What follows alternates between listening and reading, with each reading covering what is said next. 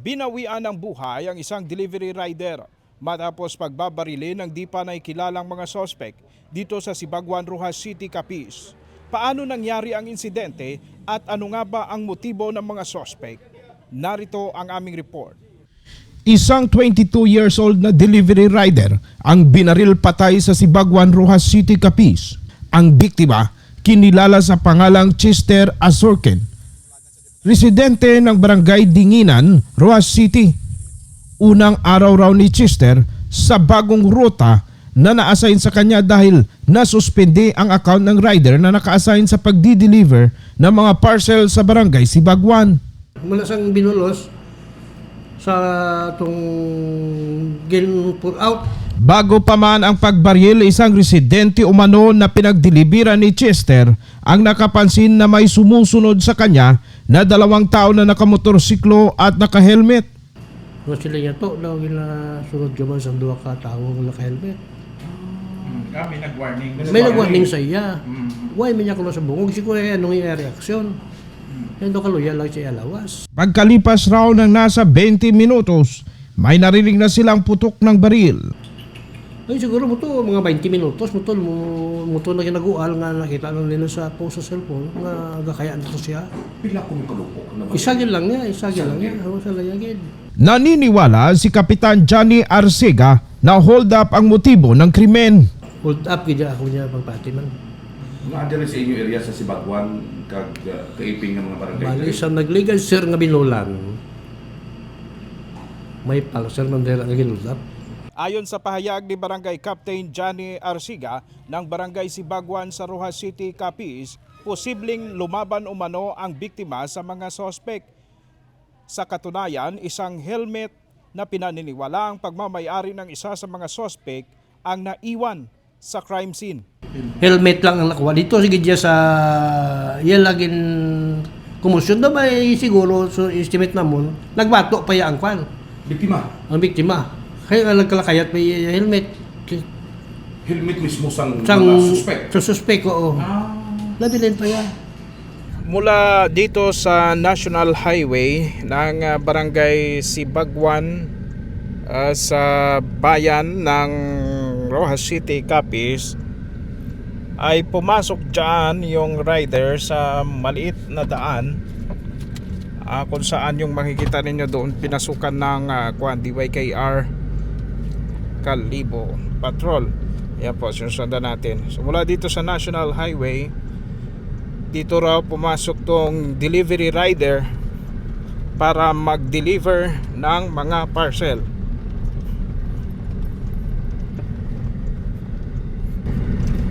Ayon doon kanina sa pahayag ni Barangay Kapitan, ay medyo meron doon sa unahang pang bahagi, meron pang dead end dito na parte ng kalsada.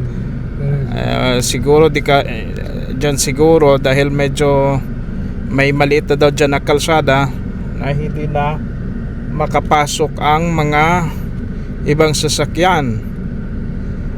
Alamin pa natin kung saan talaga banda. Bali yung rider kasi ang dala niyang sasakyan sa pag-deliver ay yung maliit na tricycle na kapareho niya, no? Ganyan kaliit yung tricycle dito sa Rojas, Capiz.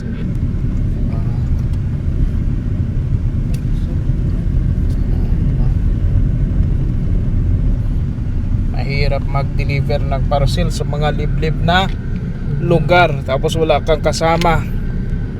Ay, hold upin ka lang. Naku po, grabe. Itong kababayan natin nagtatrabaho ng maayos para sa kabubuhay ng kanyang pamilya. 22 years old pa lang, no? Wala pang asawa, single, pero talagang naghahanap buhay ng maayos para sa makatulong sa pamilya. Tapos yun pa ang nangyari, mga kapobs. Kung si Kapitan ang pagbabasihan sa kanyang opinion, hold up talaga ang nangyari at hindi raw mga personal na mga galit. Kasi ang paniniwala ni Kapitan lumaban ang biktima sa suspect kasi naiwan doon yung helmet eh.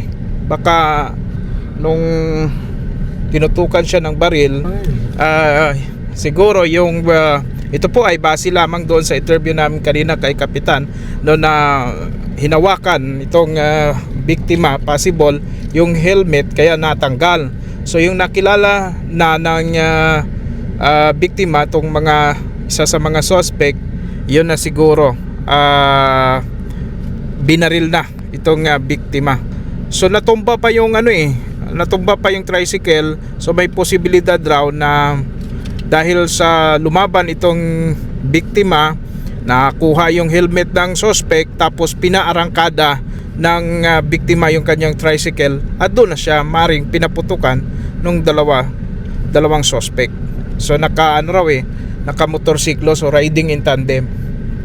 So yun ay batay lamang sa mga initial information. Ayan liblib doon pa raw sa unahan. May tinanungan dyan si Sir Ernie, ang lead ngayon sa investigative report. Ayan wala halos bahay dito. Doon pa raw sa unahan. Pakahirap po ng daan. Hindi po natin puputulin yung video para makita ng ating mga kababayan ang mga sumusunod dito sa insidente na ito. Dito po ito sa Sibaguan, Rojas City, Capiz. Barangay Sibaguan, Rojas City, Capiz. Sitio Ilaya. Piruin mo yan, mantakin mo yung pinagdadaanan ng rider rough road mga kapobs, madulas ito kapag umuulan. Hirap dito ang tricycle. May i-deliver lamang yung parcel at makapagtrabaho, maswelduhan, makatulong sa pamilya. Tapos yan pa ang mangyari, pinatay pa yung walang kalaban-laban na delivery rider.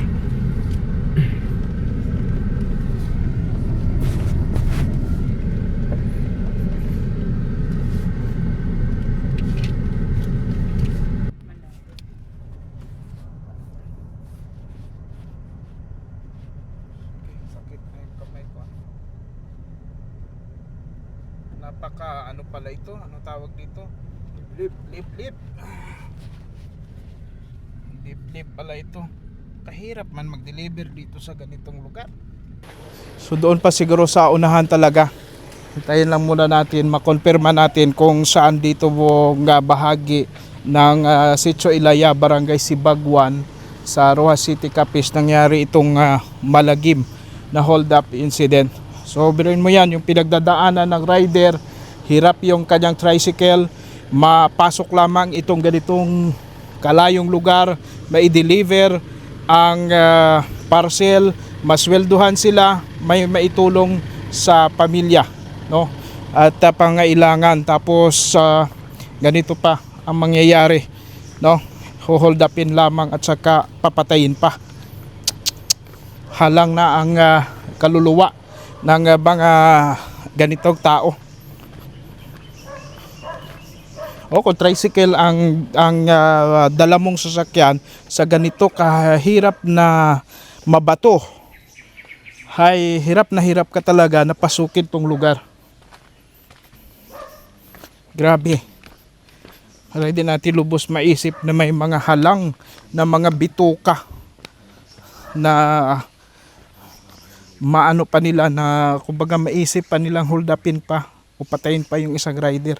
Ayon sa aming mga nakausap dito sa Sibaguan, Rojas City, Capiz, dito nangyari ang insidente. Ayon sa mga nakausap namin, may putok silang narinig malayo mula dito sa lugar na ito.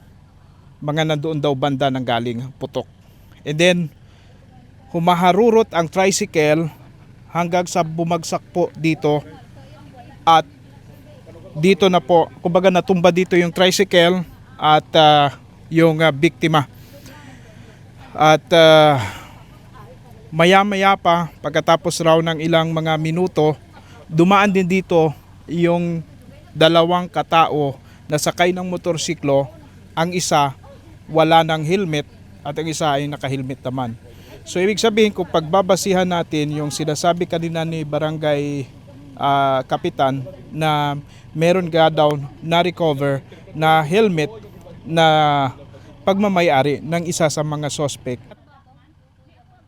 Umangat daw po yung tricycle dito, tapos pati yung biktima. So paano napunta ho dito? Tumalsik po siya mula doon sa tricycle papunta dito.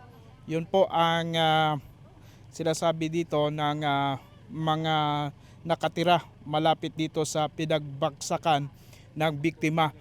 Kung kaya't pala nalaman na nandoon nangyari yung pamamaril, doon din nakuha ang helmet ng sinasabing isa sa mga suspect. Para malaman kung ano ang latest investigation ng Rojas City Police Station, nakapanayam namin ang kanilang hepe na si Police Lieutenant Colonel Rogelio Lim Tumagtang Jr. Kinakalungkot niya namin, no?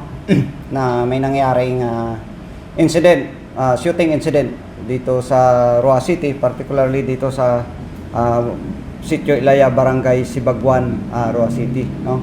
Last July 28 at around 4 p.m. no, ng hapon.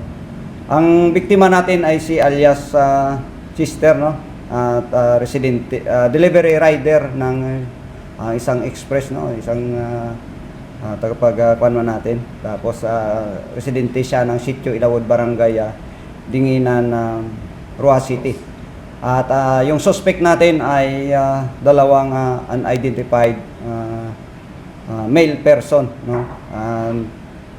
Ito nga at doon sa nangyaring insidente, ang victim natin ay nag-deliver ng parcel doon sa area. Kung yung area na to ay considered natin at secluded, no? Considered na secluded at mahina yung mahina o wala talagang signal o mahina yung signal doon sa area. So after na mag-deliver ang ating biktima, ito nga yung dalawang suspect nga ay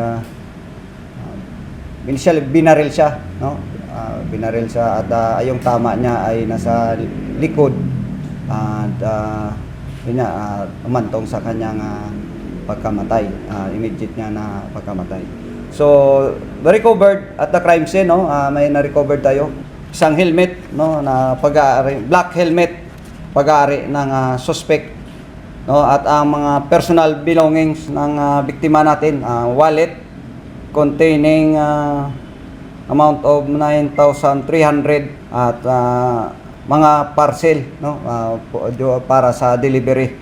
So sa ngayon nagkakaroon tayo ng masinsinan na pag-investigation, no, mag-conduct ng investigation to identify the suspects, no, and the motorcycle na gingamit is color green Yamaha Mio motorcycle, yung getaway vehicle ng suspect. So sa ngayon yung Rojas City Police Station, yung nagkaroon na kami ng nag-create kami ng station special investigation team, no, para tutukan ang itong insidente.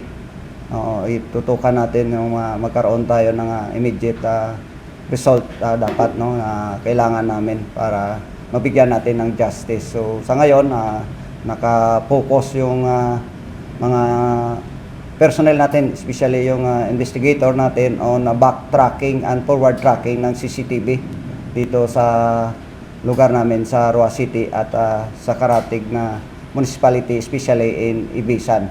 And ating mga intelligence personnel naman ay may tasking din na i-monitor or magkaroon din ng information gathering for mga previous person, no, na pwede nating makonect or makitaan ng possibility na makapagbigay din ng information or isang person talaga na possible na involved sa itong illegal activity. Okay, sir. Sir, anong mga bigat na possible angle o sinusundan ng ating Roa City PNP po sa nangyaring shooting incident? Mayroon na po ba, sir? So sa ngayon nakatutok kami sa sa focus doon sa insidente ng robbery. Possible na robbery yung unang anggulo namin at titingnan din namin yung isa pang anggulo na nagkaroon lang ng isang mistaken ng identity ng isang tao. So yung dalawang tinutukan namin dahil yun doon niya sa personal belonging ng victim natin is kompleto, walang nawala, wala din na misplace or kahit yung parcel delivery o yung intact pa rin at initially nasa custody ng investigator on case natin. At ngayon pinasubject na natin lahat ng na-recover natin na helmet isinubject na natin sa forensic unit for swab para ma-identify kung may mga possibility at yung na-recovered na yung isang may bullet doon, fired bullet doon na recovered ng crime suko team natin. Pwede malaman, sir, anong caliber? Sa ngayon, sir, wala pang wala pang exact na kung ano yung fired bullet, kung anong caliber dahil wala pang result na galing from crime lab. At nag-request na rin tayo ng autopsy and nag-request ng postmortem at saka autopsy. So, hopefully kung i-grant ng family or mag-approve yung family para sa pag-autopsy para at least ma-continue natin yung investigation. Sa postmortem, sir, ilan ang tama ng victim?